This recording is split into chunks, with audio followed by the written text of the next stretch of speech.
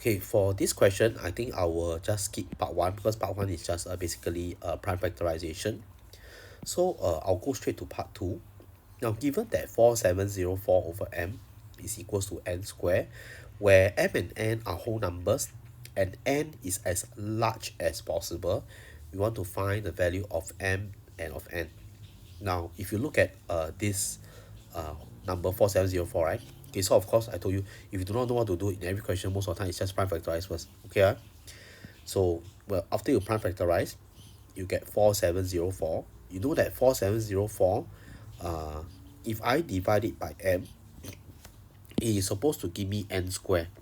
It's supposed to be n square, and n square has to be as large as possible. Okay, so that means you are dividing by the smallest. You agree with me? If I want to get n square to be as large as possible, m must also be as small as possible.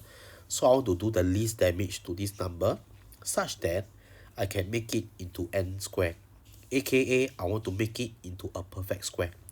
So this number 4704, after I divide it by m, I will get a perfect square.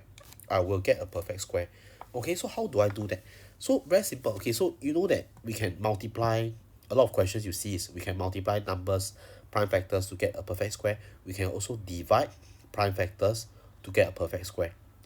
So 2 power 5, right? We know that if you want it to be a perfect square, the prime factors have to be even powers. So if you look at 2 power 5, right, how do I make it a prime factor? So how do I make it the powers to be even numbers, right? So we want the powers of the prime factors to be even numbers. 5 in this case is not prime. It's not, I mean, it's not odd, sorry, it's not even, sorry. It's not even. So if it's not even, right, what do we do? Right, we just try to, very simple, we can take 2 power 5.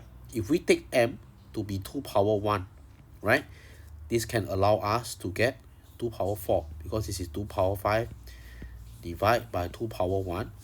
That can give us a 2 power 4. Agree? Also, that will be this portion. That is where you know that m probably needs a 2 power 1. So next, if we look at 3, 3 is the same as 3 to the power of 1, right? So is 3 to the power of 1, is 1 an even number? No, the answer is no. So we need to divide or get rid of 3, right? So you also know that basically your m has to also to contain a 3, right? It has also to contain a 3.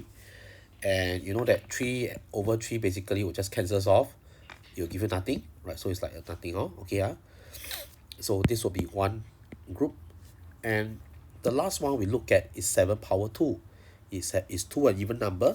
Yes, right. So 7 power 2 is good to go. We can leave it as it is. We don't have to do anything to it, right? So with that, 7 power 2 will just be by itself.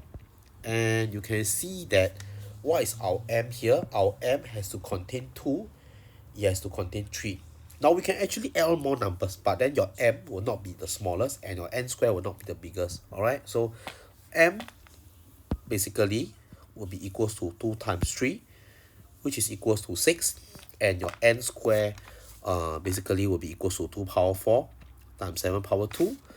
And if this is your n square, you can see that just divide the powers by 2, n square will be 2 power 2 times 7 power 1, okay, which is equals to 28. So that is for question 13 part 2, right? So after that, I'll just go ahead to look at part 3. So part 3, basically the idea is that we are looking at a cube number.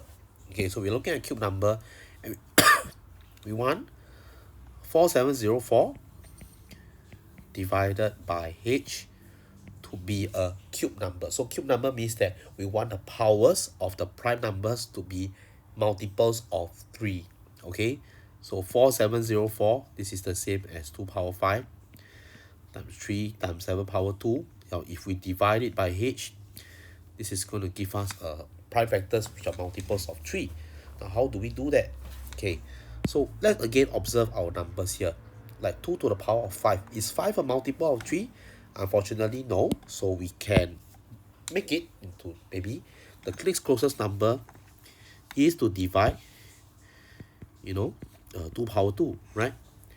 So 2 power 5 over 2 power 2, that will give us 2 power 3. Okay, so you know that if my H contains a 2 power 2, that's possible, right? So this will give us, like a 2 power 3. Okay, that will be a cube number. Okay, so the next thing is, what else do you need? If we look at 3 itself, 3 is to the power of 1. So take note, 3 is to the power of 1. Even though you see a number 3, take note this is the prime factor 3, not the power 3. So is 1, is it a multiple of 3? You can see that it's no. So one other possibility is we also need our H to contain 3. Right? So that, the 3 and 3 can cancel off. You can see that the 3 and the 3 will cancel off. Okay? Last but not least, 7 power 2, is the 2 the power multiple of 3? Unfortunately, it's also no. So we also need to take away 7 power 2. So you can see that your H here has to be equals to 2 power 2 times 3 times 7 power 2. Okay, in order to get a 2 power 3, which is a cube number. So the answer for H will just be equals to 58. Okay, thank you.